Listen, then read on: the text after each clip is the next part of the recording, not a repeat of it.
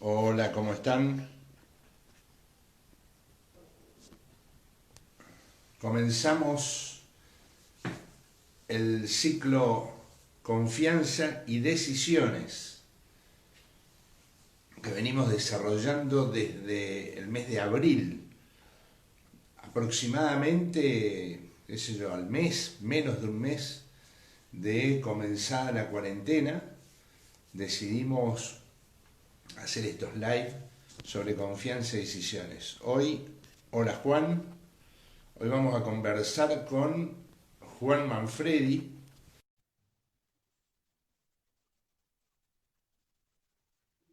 Vamos a conversar con Juan Manfredi, que es licenciado en Economía.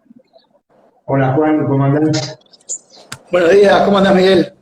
Muy bien, ¿vos? ¿Me escuchás bien? Todo, todo bárbaro por acá, perfecto. Bárbaro. Uy, pará que se me cae algo acá, en mi torre. Ah, me faltó un detalle, ahí está. Bueno, parece que está todo bien. O sea que te contaba que tuvimos problemas el otro día, por lo visto era de Instagram, porque otros más me habían contado, y fue un rollo conectar. Nos pasó en los dos últimos. Así que, bueno, pero estamos acá, muy bien. Sabés que comenzamos a mediados de abril aproximadamente, con algunas conversaciones sobre confianza y decisiones. Entendimos en el contexto de la cuarentena, en el contexto de pandemia, que cada uno quería trabajar la confianza, la autoconfianza, la confianza en los demás.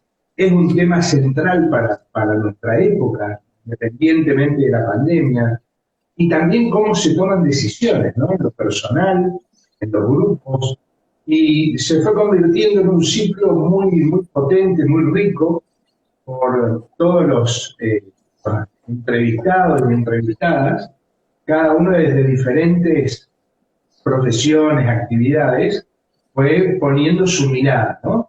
Tanto en lo que desarrolla personalmente, en su actividad, como a su vez en los servicios que presta, en lo que observa en la sociedad. En tu caso, sos licenciado en Economía, profesor en la Universidad de la República, ¿sí? En Montevideo, Uruguay. Y Es es correcto. muy interesante poder conversar con vos, tanto desde tu mirada como economista, como también desde tu mirada de Uruguay, que recién decía en un live donde invitaba, en mi live personal, que Uruguay se ha ido convirtiendo en un ejemplo, ¿no? Para muchos aspectos, para el mundo, ¿no? Sin duda, bueno, muchas gracias, Miguel, primero que nada por invitarme. Estuve siguiendo el ciclo un poco con delay, pero sí estuve escuchando atentamente varios apuntes que hacían otras personas que estuvieron invitadas, que me parecían muy relevantes y destaco la importancia de contar esto desde las experiencias. Yo en primer lugar quería hacer una pequeña puntualización, y es que en la invitación decía que soy magíster y todavía no lo soy. Estamos en unos momentos de mucha sensibilidad con los títulos. Me queda la tesis todavía, ya tengo la especialización en industria cárnica, pero todavía no tengo el máster. No sé si te habrás enterado, justo de mañana me levanté con la noticia, entre otras, de la noticia de la mañana, que hay un ministro en Brasil que renunció antes de asumir porque había falsificado su currículum. No quiero estar en ese grupo, Ay, entonces no vale me la aclaración. Dios.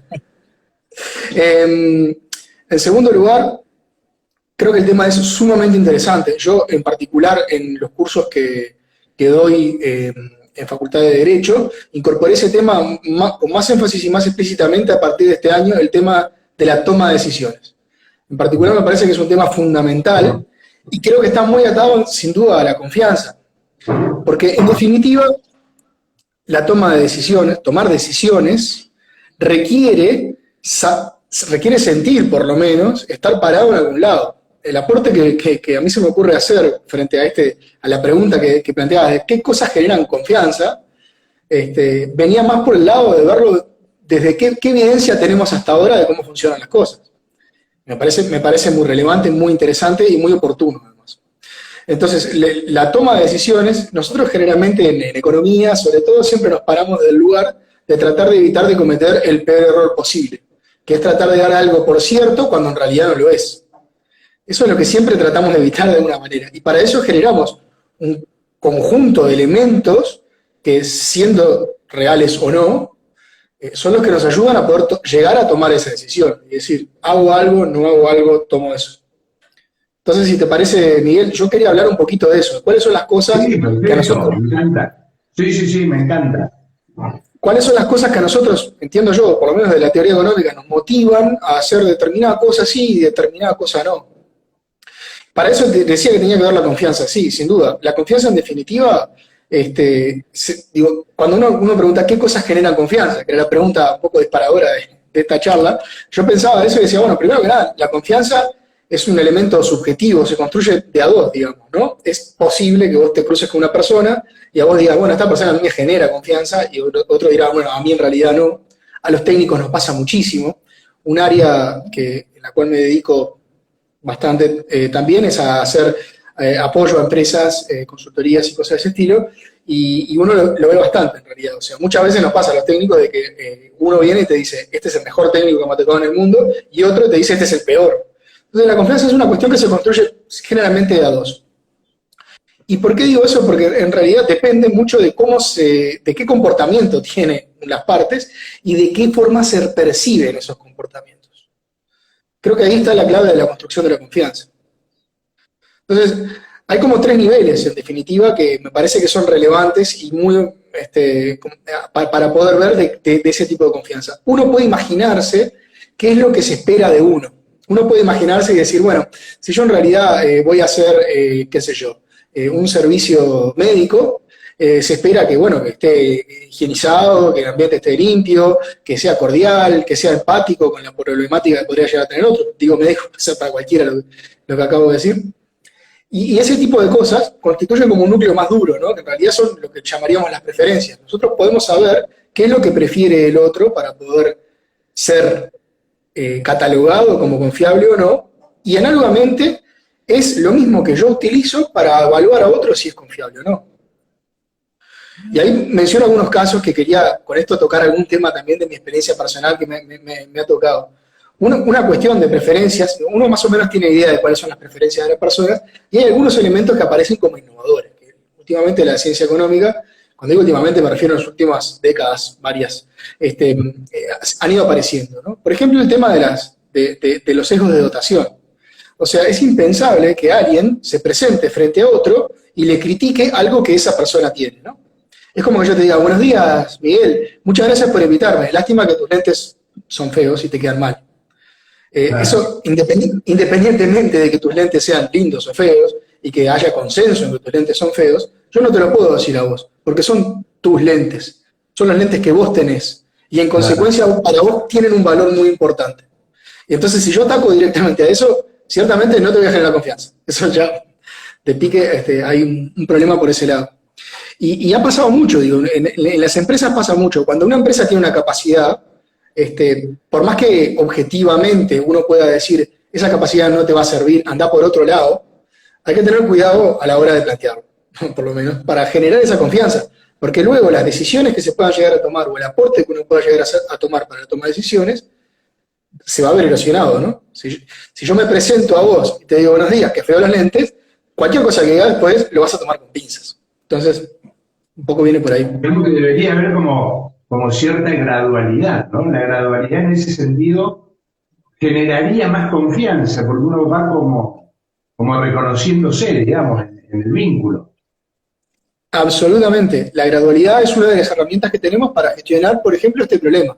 Creo que la conclusión, capaz que a mí me gusta mucho adelantar las conclusiones de qué es lo que pienso o lo que espero decir antes de decirlo, entonces después la gente va entendiendo la explicación en función de a qué quiero llegar, ¿no? Una de las cosas importantes que hay que tener en cuenta con esto de la confianza y las decisiones, una de las conclusiones principales es que siempre es importante ampliar la capacidad analítica que uno tiene para poder entender su entorno cada vez mejor, y en consecuencia eso es lo que va a ayudar a tomar mejores decisiones y generar mayor confianza.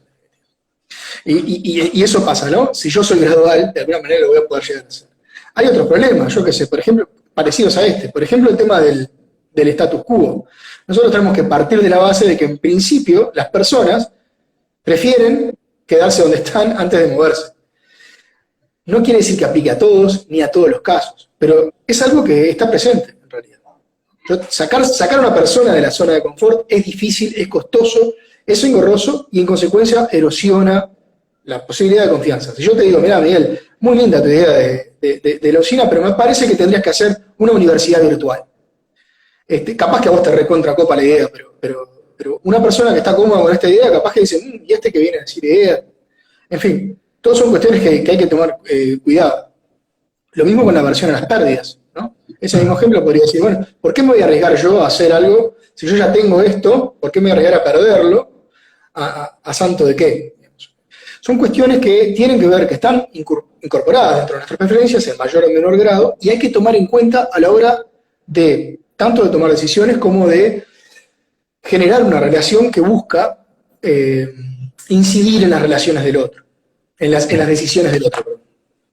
Incluso hasta se dan, me parece, situaciones, si se quiere, contradictorias, en este sentido. Uno diría, cuanto más verdades te diga, mayor transparencia, y con la transparencia soy más confiable. Ahora, el problema es la otra persona, cuántas verdades está, digamos, preparada para aceptar, ¿no? Entonces, en una de esas 10 verdades juntas, aunque sean, digamos, con un enfoque claro, técnico, especializado, en una de esas no puedo soportar. Y eso me genera desconfianza, ¿no? Es correctísimo lo que planteas, Miguel, porque además va a la esencia de cuál es la novedad, digamos, de estas cosas que estamos contando. Va un poquito en esa línea, porque en primer lugar, sucede que, como primera cosa sucede que las formas de comportamiento que tienen las personas, uno podría preverlas, uno diría, bueno, mayor transparencia es mejor, pero luego tiene que tomar en cuenta todas esas otras cosas, ¿no? Está yendo al grano, en realidad, de lo que es la novedad de este comportamiento, en definitiva. ¿Sí? Hay un segundo capítulo, en realidad. Ese tema de las preferencias, por ahí es más estudiable, más abarcable. Uno podría pensar que lo puede estudiar, lo puede incorporar directamente. Uno puede saber que la gente tiene status quo o que prefiere no perder las cosas, eso está bien. Pero luego hay otro componente que es un poquito más duro, que son las creencias. ¿Cuáles son las cosas en las que nosotros creemos y nos paramos? Y acá quiero mencionar una en particular, porque va directamente al asunto de que nos convoca, y es el exceso de confianza. Tenemos que tener mucho cuidado con tener demasiada confianza en nosotros mismos. Siempre conviene dudar un poco, ¿no? ¿Por qué? Porque nos puede llegar a tomar decisiones erróneas, en definitiva. Esa es una cuestión que es central. Es central y además es central y es una gran fuente de errores, en definitiva. Desde el punto de vista más micro, ¿no? Digamos, para no llevarlo tanto a una cuestión muy grandilocuente, simplemente decir, lo pongo en clave de estudiantes, ¿no? Llevándolo al mundo estudiantil. Yo sé que lo que tengo que estudiar para el parcial es poco, entonces estudio mañana, hoy no estudio. Claro. Ese exceso de confianza, ¿a qué te puede llevar? Bueno, a perder el parcial. Entonces, tener cuidado. Claro, totalmente. Dentro de esa cuestión de creencias hay un montón de cuestiones, ¿no? Y funciona un poco, digo, una que yo quería plantear también otra como relevante es esto de lo que se llama la heurística de la representatividad. Muchas veces nosotros tenemos un esquema. Contanos. ¿Qué decías? ¿Qué cosa? La heurística de la representatividad es un concepto que influye mucho en nuestras creencias. Esto es, yo conozco un mundo, este es el mundo que yo conozco. Y en consecuencia las conclusiones, las decisiones que yo pueda llegar a tomar, las voy a tomar conociendo esto. Yo tengo que tener presente que hay más mundo que eso. Muchas veces yo entiendo que, no sé, por ejemplo, la vez pasada estudié poco y entonces voy a perder y perdí el parcial. Entonces, esta vez me conviene estudiar más para poder salvar. Eso está bien, eso, como docente tengo que decir que está bien. Pero muchas veces tomar un caso análogo para poder aplicarlo a otra situación nos puede inducir al error. Claro. Y a tomar decisiones equivocadas. Hay una cuestión que va de fondo también. En la medida que yo empiezo a tomar decisiones equivocadas por mi parte, lo que voy a estar logrando es perder confianza en mí mismo. Y eso es un tema que yo lo escuchaba que lo abordaban en una charla anterior, que me parecía muy importante, el tema de cuánto es la confianza que uno se tiene, más allá de la confianza que me tienen a mí. Y eso impacta directamente en la forma en cual yo tomo decisiones, la forma en la cual se me nota la confianza, la forma en la cual yo transmito confianza. Y además también es de esto de que el contexto también define de algún modo no solo la toma de decisiones, sino el grado de confianza. Digamos, por ahí uno tiene mucha confianza en un desarrollo, en lo que llamamos la normalidad, ¿sí? Y después resulta en el contexto de una cuarentena, esa confianza empieza a minarse y los desarrollos que podría generar en ese contexto no aparecen, ¿no? Y la toma de decisiones se convierte en un problema muy, muy grande. Y uno dice, pero ¿cómo? Tanta confianza hoy es perdida, suponte, cuando hubo que pasar de la vida, podremos decir, offline a la vida online, ¿no? La vida online ha generado mucho impacto. Ahí tenemos una cuestión. Me parece que ese ejemplo, que en realidad también estaba como puesto arriba de la mesa para conversarlo, me parece que resume varias categorías de las relevantes. La primera es esa: ¿qué confianza tiene, por ejemplo, un estudiante respecto de que del otro lado de un Zoom o de lo que sea, vas a encontrar una receptividad similar a la que vos encontrabas en clase? Y uno lo vio evolucionando, en la medida que al principio la desconfianza era mayor, sin duda. Los estudiantes o no participaban, no se conectaban, veían que esto podía no funcionar, etc. Y en la medida que uno vio que las cosas se iban encarrilando, tendió a eso, ¿no? Se me viene la famosa analogía de Alejandro Dolina del espejo, ¿no? De confiar en la mirada que nos devuelve el espejo. En la medida que uno logró mostrar cierta confianza, eso se pudo reproducir. Claro. Ahí en economía es muy interesante este libro, Portarse Mal. A mí me encantó el título, así que me atrapó e inmediatamente lo compré, pero me lo habían sugerido, ¿sí? Y dale vos. Que ahí Thaler habla justamente de la irracionalidad en las decisiones económicas. Digamos que nos movemos, incluso en lo micro, ¿no? Nos movemos más por emociones que por la racionalidad. Compramos lo que no necesitamos. Y a veces, sin querer, dejamos de lado lo que necesitamos, porque en realidad no lo tuvimos enfocado en el primer momento en el que estamos desarrollando la compra. Pasa mucho con los super, ¿no? Con los hiper. Sí, de hecho es una de las cosas que extrañan más los comerciantes físicos, digamos, en estas épocas de pandemia. El problema no es que no puedan vender, porque perfectamente pueden vender online. El problema es que se pierden de vender aquello que uno no precisa y que cuando va a la tienda dice, mira esto, lo voy a llevar. Es un gran tema. Y esa gente, en definitiva, lo que está demostrando es un gran conocimiento de cómo se comportan las personas. Y entonces logran preparar algo para que vos, con ese comportamiento que muchas veces no es premeditado, vos vas y directamente lo haces, sin duda. No conozco el libro, pero básicamente de eso habla esto, ¿no? La racionalidad tradicional, la racionalidad clásica está en tela de juicio y hoy por hoy ya podemos decir con propiedad que está desmantelada. Existe una racionalidad que es humana, que es limitada, que no somos racionales en todos nuestros aspectos y que sí, sin duda, es racional desde el punto de las teorías institucionalistas las planteaban desde hace varias décadas, que decían que nosotros, si nos tenemos que portar mal con el objetivo de que eso nos lleve a obtener algún beneficio, lo vamos a hacer, ¿no? Por algo los contratos a veces no se cumplen, ¿no? Vos planteabas ahora empezar a decir, una de las cosas que por lo menos Uruguay trata de diferenciarse de otros países, es precisamente en esto de la credibilidad y en el hecho de que, por ejemplo, nosotros honramos nuestros contratos. Eso es una diferencia ya en carácter de Estado, digamos, ha trascendido cualquier tipo de color de gobierno, etcétera, y en general se ha tratado de hacer así. Creo que ese tipo de cosas lo que buscan precisamente es generar certezas. es un tema que no lo estamos tratando ahora directamente, pero importa mucho a la hora de tomar decisiones, a la hora de ser confiables.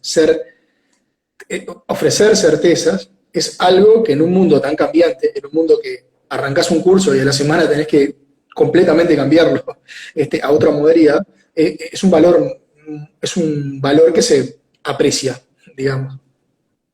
Ahora, lo interesante también de Uruguay, ¿no? Cómo, digo, sin hacer toda una mirada histórica, ¿no? Pero ¿dónde están esas claves? ¿Cómo la ves desde ahí? Que hacen que Uruguay sea un modelo, como se dice, ¿no? Un modelo a exportar. Un modelo de sociedad a partir de que hay, por ejemplo, hay confianza. Podemos decir que la sociedad es confiable en su conjunto, por lo menos vista comparativamente. Vemos que hay transparencia, ¿sí? Obviamente que hay casos de corrupción, obviamente que hay gente que no es confiable, pero digo, como sociedad, en conjunto tiene algunas claves muy interesantes, ¿sí? Es democrática, parece que es menos discriminatoria e incluso hay un lenguaje menos negativo respecto al otro en la disputa política. Cosa que, por ejemplo, sí pasa en la Argentina, es muy del descrédito, ¿no? El partido Z con el partido A se reconocen en el descrédito, no en la conjunción o en la diferencia. ¿Cómo lo ves de Uruguay? Sí, bueno, en primer lugar, esto de los modelos es muy cambiante, ¿no? Yo diría que si en todo caso Uruguay se entiende como modelo, es algo muy coyuntural. No creo que tenga permanencia en el tiempo. En tiempos muy pasados también fuimos modelo y dejamos de serlo y ahora seríamos modelo en algunos casos de algo, qué sé yo. Por ahí en la gestión de la pandemia no fue bien y cosas de ese estilo. Pero entonces, lo del modelo, yo diría, bueno, hay un grupo dependiendo de qué estemos hablando, hay un grupo de países que por ahí han mantenido más estabilidad y esa estabilidad implica subir y bajar. Pero yendo a lo concreto de lo que vos decís, a mí me parece que la respuesta está más que nada en la historia, en la historiografía, y es haber tenido gobiernos que han impreso algunas características desde muy temprano respecto de otros países. Eso es un diferencial muy importante. Nosotros tuvimos un gobierno progresista a principios del siglo XX, que duró, bueno, el gobierno de José Valle Ordóñez fueron 2 periodos, el vallismo duró un poco más, y eso imprimió algunas características que hasta el día de hoy nosotros las tomamos como dadas, no las cuestionamos, ¿no? Y dentro de eso tiene que ver con, bueno, esta cuestión de que, por ejemplo, reconocer en el Estado el motor de desarrollo en algunas cosas. Eso es algo que no lo tienen muy claro todos. Incluso quiero aclarar también de que algunas cuestiones que vos planteás son elementos de debate permanente, cotidiano y diario dentro de lo que en lo que refiere a bueno, nuestro diario vivir, digamos, ¿no? Por ejemplo, el tema de que los partidos políticos se critiquen entre ellos. Tal vez lo que sucede es que no llegan nunca a un nivel tan relevante como para que se parezcan un medio de otro país, por ejemplo, o algo por el estilo. Pero ciertamente existen y en muchos casos son condenables, digamos, ¿no? Lo mismo con esta cuestión, pero bueno, había una cuestión también que mientras veía cómo encarar esta cuestión, la charla de hoy, aparecía y nosotros somos muy cepalinos en esa cuestión. Entendemos que hay un rol que tiene el Estado, que tiene que cumplir y que si no lo cumple el Estado nadie lo va a cumplir. Y entonces por ahí eso capaz que nos lleva a que nuestra imagen de confianza, que en realidad es un Estado confiable, no están los uruguayos confiables, los uruguayos creo que debemos tener, al igual que todo el resto del mundo, la misma proporción de gente poco creíble, de gente que actúa con dolo y etcétera, no en diferente proporción que otras partes del mundo. Pero sí el Estado ha tenido un rol distinto, y eso, supongo que tiene que ver con que muy temprano tomamos las riendas en que había procesos que había que ser liderados desde ahí. Cuando decís cepalino, te referías a la Comisión Económica para América Latina, ¿no? Que ha tenido, como en los últimos años, ha tenido como un resurgir, ¿no? He visto muchas publicaciones una editorial bastante activa, digamos, con varias publicaciones.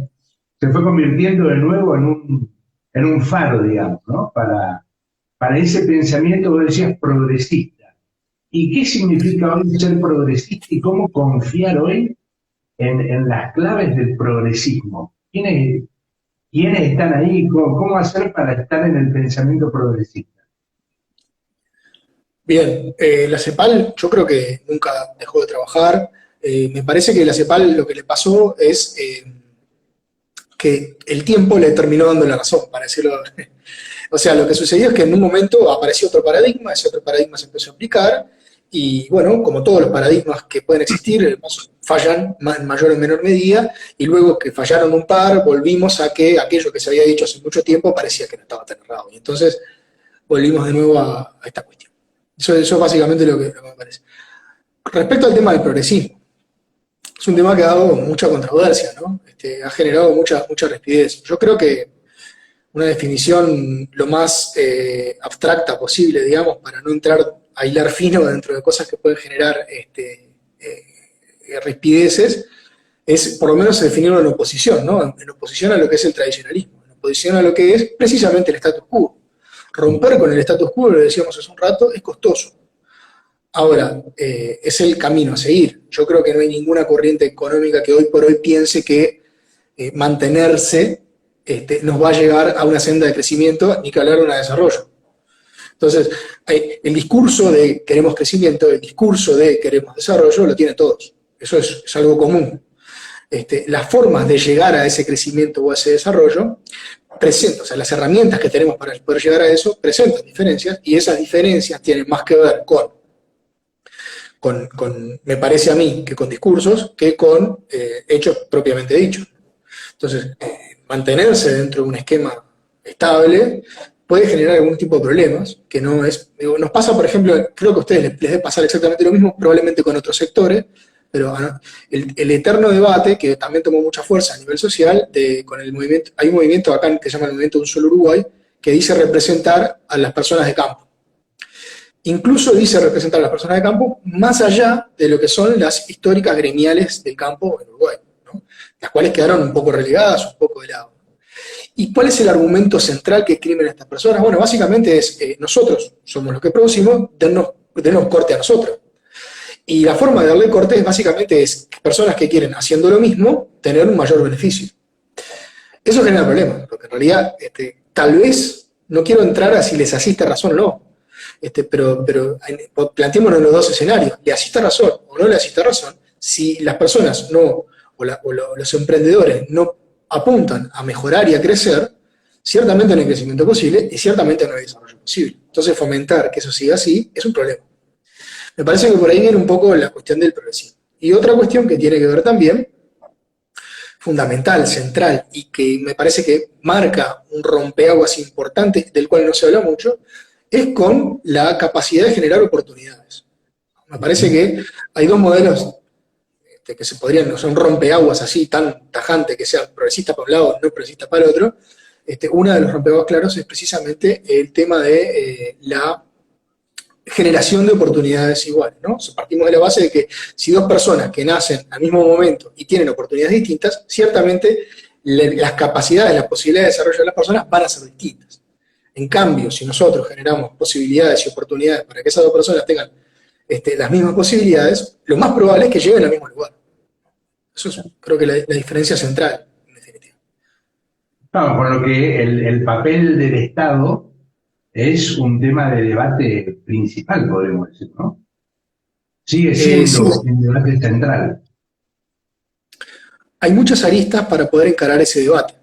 Muchas veces, o sea, mejor dicho, por lo que yo tengo entendido, ese debate en Argentina, por ejemplo, está muy centrado en cuestiones vinculadas directamente al asistencialismo, que yo creo que va mucho más allá. Incluso lo han demostrado varios gobiernos en el pasado reciente a lo largo de toda América Latina, ¿no?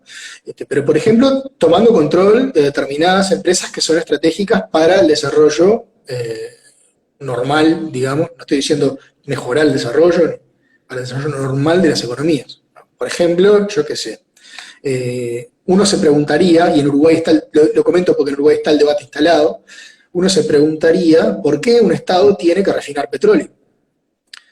Y la respuesta es muy evidente, es porque es un insumo clave. No hay ningún tipo, encadena con todos los sectores. Entonces, en definitiva, si alguien tiene la posibilidad de dominar ese sector, lo va a hacer, por supuesto, frente a su propio interés, y es preferible que lo haga frente al interés el propio interés del Estado, que es el interés en definitiva de todos nosotros. Cosas como ese estilo han incidido directamente en las capacidades de desarrollo de los países. Por ahora no se me está ocurriendo ningún contraejemplo con el tema del petróleo en concreto. Pero bueno, creo que Argentina pasó por una etapa en la cual hubo privatizaciones importantes en el tema del petróleo. Y bueno, y eso de alguna manera... Ahí es central también la transparencia, ¿no?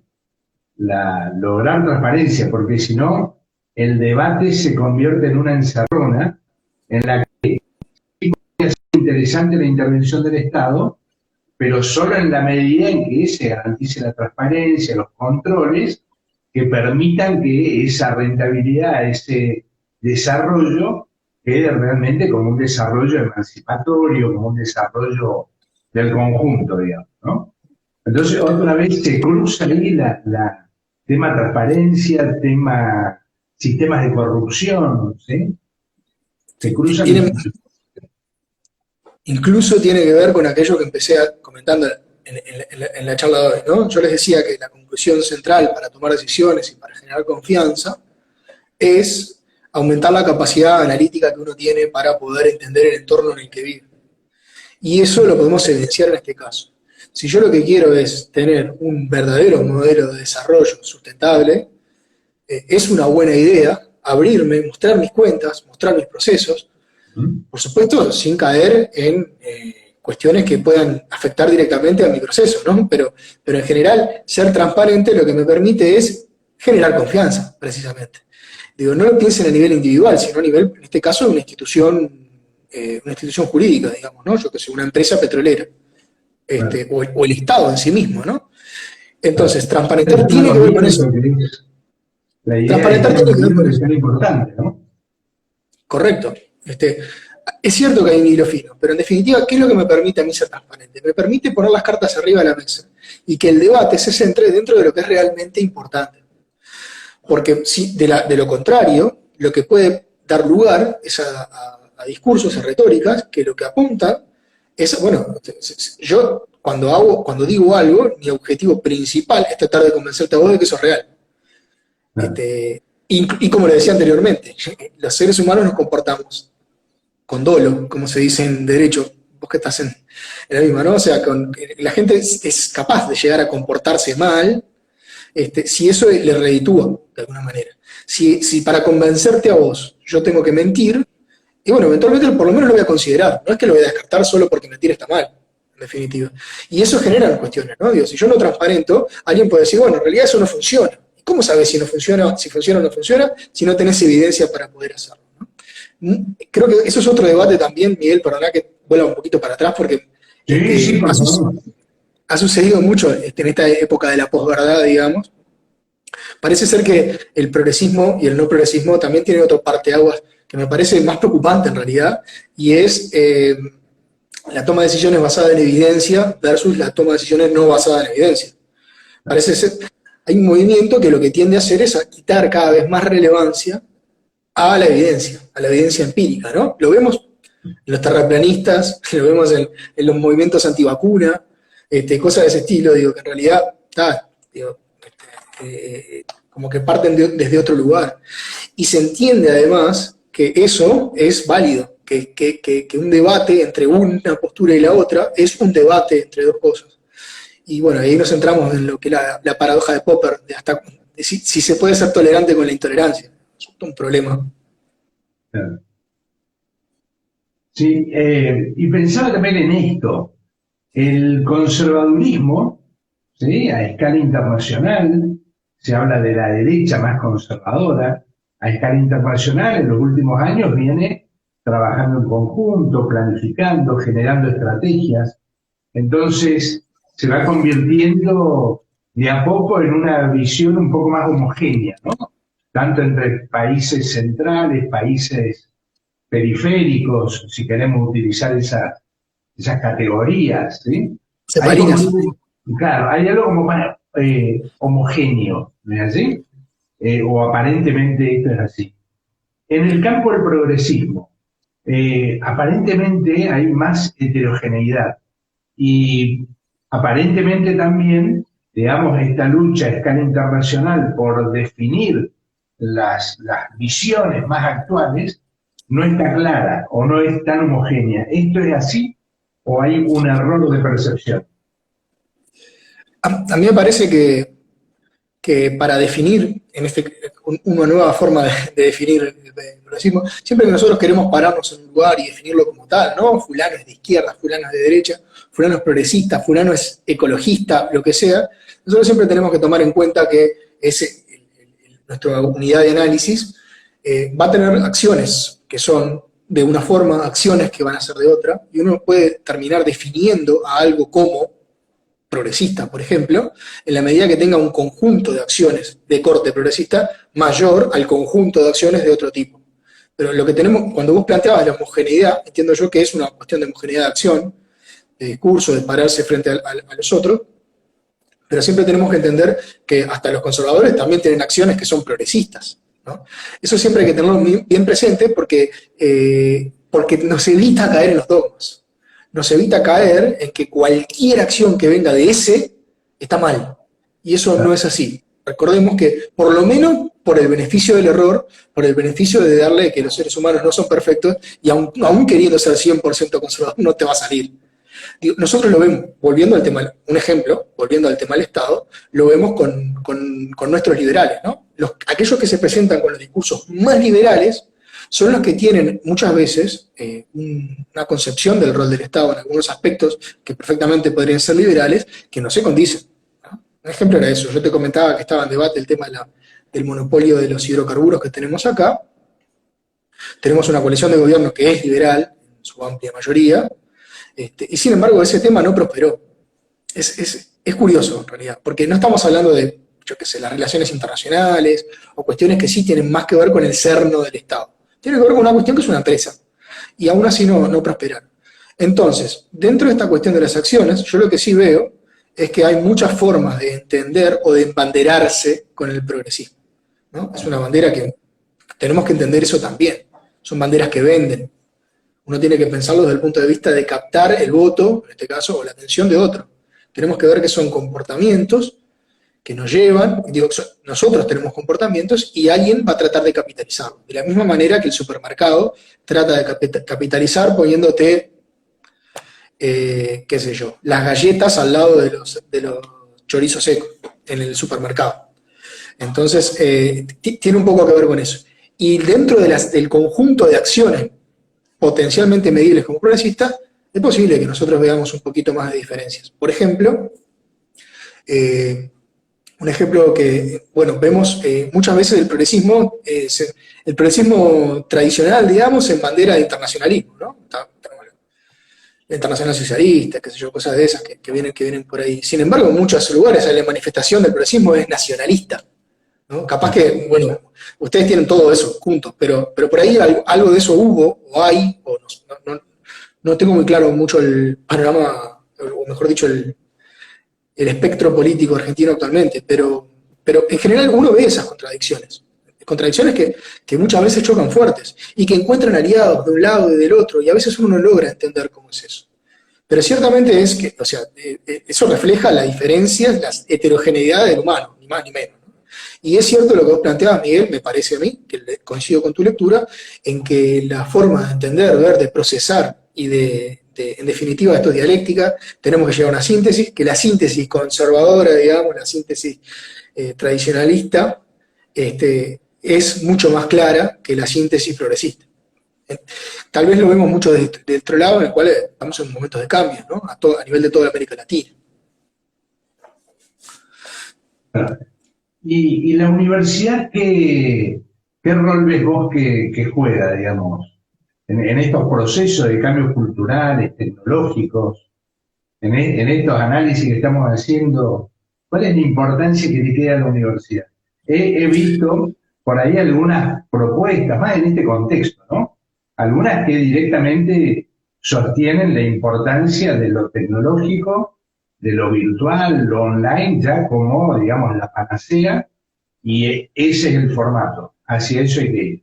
Otros dicen lo único que queda es el formato tradicional, aula, un poco más pizarrón y tiza, ¿sí? Y el contacto humano. Otros dicen, no, hay un mix y hay que articular, ¿sí? Y hay también alguien que dice, desde otras opciones, que hay que cerrar las universidades y generar nuevas formas de capacitaciones que sean experienciales, experimentales, que tienen que ver con la vida misma, son los nómades digitales. ¿Sí? El vivir e ir acomodando, digamos, cada unidad de negocio a la vida viajando. Síntesis, ¿no?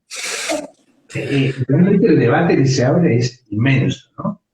Sí, es muy interesante, Miguel. Primero, el rol de la universidad en este proceso. Nosotros estamos muy consustanciados con los procesos de la Universidad de la República, está muy consustanciada con lo que fue el proceso latinoamericano de la universidad, que ustedes lo tienen más presente que nadie, porque nació ahí, en primer lugar. Siempre también, ¿no?, tratando de mezclar los conceptos que hemos ido repasando, ¿no? La universidad se para de un lugar, desde el lugar que le corresponde. Creo que ha tenido un discurso también que, conociendo cuál es la reacción que va a haber del otro lado, habla estratégicamente, habla tratando de conseguir sus objetivos. Muchas veces el discurso no va directamente a lo que quiere, sino que va directamente a conseguirlo. O sea, no se planta en un lugar de decir, por ejemplo, una de las cosas que está en debate es que ahora la homologación de títulos a nivel internacional, que hoy está en la esfera de la universidad, se saque de la esfera de la universidad. La universidad no quiere eso porque entiende que es una herramienta que lo que busca es enlentecer esas cuestiones, sobre todo para los contingentes migratorios de República Dominicana, Cuba, de Centroamérica que han habido últimamente. La universidad no quiere eso, pero no se para de un lugar de decir no me saques esto, sino que se para de un lugar de tratar de hablar. Empieza el discurso diciendo la universidad no tiene intenciones monopólicas en este tema. Empieza hablando de eso, ¿no? Que yo lo interpreto como un discurso con lo que busca es precisamente que el comportamiento del otro lado se adapte mejor a los resultados que busca obtener la Universidad de la República al final. Ha tenido un rol, ha salido a decir lo que tiene que decir, lo ha hecho con autonomía, lo ha hecho con independencia y con solidez también, ¿no? No es un actor que sale a hacer política solamente a decir lo que piensa, sino que lo hace con estrategia y lo ha hecho también con sustento. Que me parece que son los dos elementos centrales que hay que tener. Este tema del cambio, la crisis, digamos, de lo que ha sido la comunicación, ha generado ese debate y sin duda nosotros en Uruguay también somos muy de la sociedad amortiguadora, lo decía Carlos Real de Azúa, un filósofo que decía que nosotros somos como un algodón entre dos cristales, no nos gustan los extremos. Entonces, creo que en general en la vida las respuestas siempre están en el medio y nosotros, como uruguayos, lo reafirmo, que en general el esquema futuro va a ser un gris, no va a ser ni una ni otra. Pero quería hacer un comentario respecto a lo último que decía, los nómades. Como decían los nómades, los nómades digitales. Los nómades digitales. Bueno, hay un paradigma que está planteado en la educación, sobre todo para secundaria, ¿no? que lo he escuchado mucho, y tiene que ver con esto de decir que nosotros tenemos que formar en competencias, que uno tiene que ser competente, por ejemplo, el trabajo en equipo, en la solidaridad, cuestiones de ese estilo, que yo entiendo que son valores muy importantes y muy buenos a fomentar dentro de una. Sin embargo, me parece que por sí solos no funcionan para nada. Me parece, a mí, si yo soy bueno trabajando en equipo, pero no sé en qué tengo que trabajar, como que tengo una pata deficiente muy importante, ¿no? Tiene más que ver con aquello que yo decía de decir, bueno, necesitamos tener técnicas para poder analizar nuestro contexto, nuestro entorno. Si yo no logro analizar, por más que tenga que tomar decisiones colectivas o individuales, no me va a servir para nada. Necesito poder conocer, poder acercarme a un objeto de estudio, interpretarlo, analizarlo y después sí trabajarlo con la técnica que entienda. Lo comento esto porque me parece que ha estado presente en muchos planes de reconversión, de educación, planes de cambio del sistema educativo a nivel de varias partes del mundo, y yo creo que es un error pensar solamente en clave de esas competencias. ¿Tenemos que tenerlas en cuenta? Sí, es correcto, pero también tenemos que tener en cuenta los contenidos propiamente dichos, ¿no? Hasta uno podría percibir determinada intencionalidad en ese tipo de discurso, tratando de buscar en realidad que el conocimiento propiamente dicho se concentre. Y sabemos que el conocimiento es un bien sumamente excluyente, ¿no? Que las personas que conocen tienen un poder por sobre las que no conocen importante. Claro, digamos que es una de las fuentes de poder más relevantes, ¿no? Sin duda. Incluso si uno mira la historia, ve que en los últimos tiempos las grandes riquezas se han hecho a partir del conocimiento, no necesariamente de la fuerza, digamos, como ese elemento coercitivo, ¿no? Pero Absolutamente. es muy interesante. ¿Y cómo desarrollás ahí? Estás muy metido también en la militancia docente, ¿no? Sí, digo, nosotros nos sucede que nuestra universidad es democrática, digamos, tenemos que elegir autoridades, tenemos representación en cogobierno, tenemos de todos los órdenes. En consecuencia, quienes estamos metidos ahí adentro, vivimos muy profundamente toda esta cuestión, ¿no? La cuestión de la gestión, la cuestión de cómo poder desarrollarnos propiamente.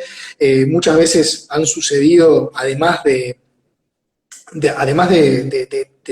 las elecciones propiamente, hay iniciativas por parte de distintos colectivos, digamos, colectivos ad hoc o colectivos más firmes, que siempre están tratando de apoyar lo que son los procesos universitarios, ¿no? Y ahí nosotros, en general, también otra característica que nos distingue es que somos institucionalistas, digamos, o sea, siempre vamos a defender la institucionalidad por encima de los sectorismos. Y la verdad es que, digo, si bien sé que los hay, me ha costado encontrar, por ejemplo, a nivel de Latinoamérica, que no lo sean. Digamos, en definitiva, te toca un rector que no es el que te gusta y vamos arriba, es el rector. Si ganó por la justa, está bien. Eso, ya te digo, no es una cuestión muy propia, es una cuestión de todo el sistema, ¿no? El sistema generalmente lo vive incluso aquella gente que dice, a mí no me interesa, está en las discusiones, está en el día a día, está en el cotidiano, discutir qué es lo que decía el consejo, qué es lo que pasa, etc. Ese tipo de cosas están permanentes. Nosotros estamos por tratar de modernizar, estamos en Facultad de Derecho, probablemente de las facultades más tradicionalistas que existe dentro de la Universidad de la República. La materia que yo doy, que cambió de nombre, digamos, en el plan del 2016, esto es hace 4 años, pero hasta entonces era la cátedra más vieja de la Universidad de la República. Para que te hagas una idea, o sea, estamos hablando del siglo XIX sin cambiarle ni siquiera el nombre. Un poco para que te hagas idea. Y nosotros lo que estamos en la senda de tratar de renovar ese vínculo entre los actores del universitario. Y a la universidad, digamos, o la universidad, ¿es un espacio de generación de oportunidades? ¿Cómo es el componente en general? Digamos, hay sectores, digamos, más de clase baja que estén ingresando a la universidad, que tengan oportunidades.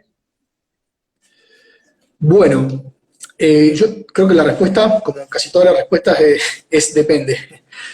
Si nosotros miramos en el último tiempo, y en particular digo el último tiempo porque se ha prestado mucho interés en ese indicador, y en consecuencia se ha publicado, se ha sabido, en definitiva, de ver quiénes acceden a la universidad.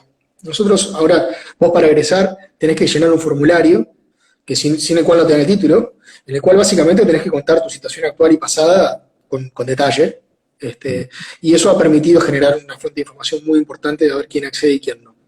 La evidencia muestra que en los últimos años ha accedido, no me acuerdo ahora en qué año, pero fue hace poco que salió que la mitad de los egresados de ese año eran primeros egresados, primera generación de egresados en su familia. Eso de alguna manera da un indicador, tal vez no de ingresos, pero sí hay una fuerte correlación entre educación e ingresos, lo tenemos clarísimo. Un poco para poder ver eso. Entonces, el sentido ha ido en ese lado. La política para que se pueda lograr eso es también de la universidad, una universidad que es autónoma y en consecuencia puede hacerlo. Hay algunos otros instrumentos, por ejemplo, el sistema de Fondo de Solidaridad. Todos los egresados aportamos anualmente creo que son algo así como $500 por año, para que eso se vuelque luego a becas de personas que tienen que justificar debidamente su condición para poder acceder a esa beca y además cumplir determinados hitos para poder mantenerla. Por ahí viene un poco. La verdad es que yo no puedo decir que eso sea algo que ha ido creciendo. Sí creció hasta ese momento. No me queda muy claro de que vaya a ser algo que se sostenga en el tiempo, porque tampoco depende solamente de la Universidad de la República. Hay otros elementos que conspiran y que no tienen que ver con instrumentos de política directamente de la universidad. Por ejemplo, otro tema que ha estado en debate ahora es que perdimos el boleto gratuito.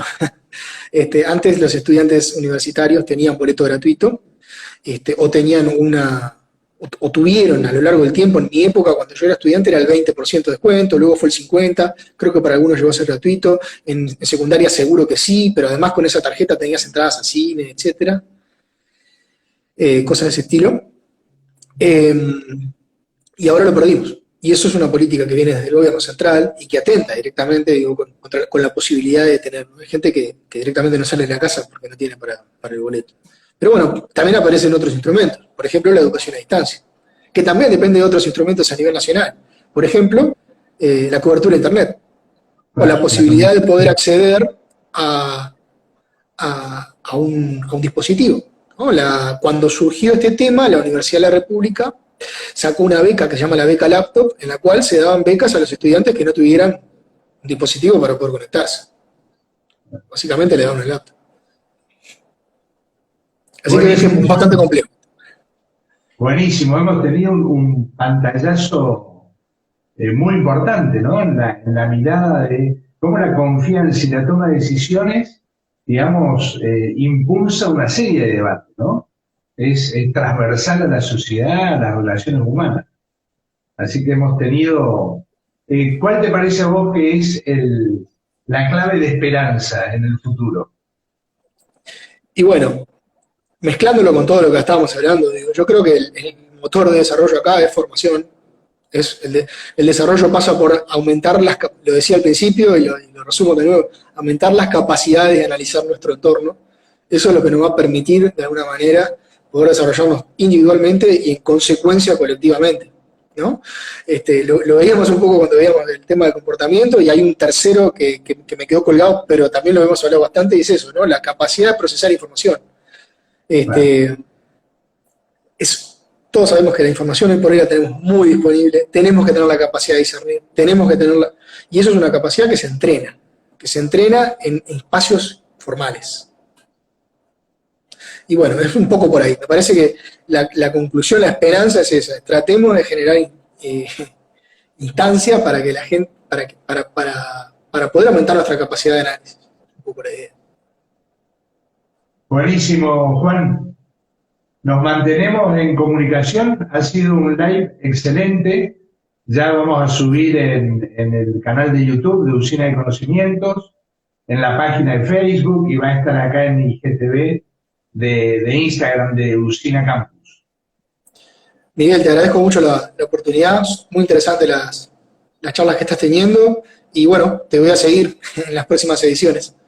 Dale, buenísimo. Te agradezco mucho, Juan. Nos vemos. Que pasen bien. Hasta luego. Chao, chao.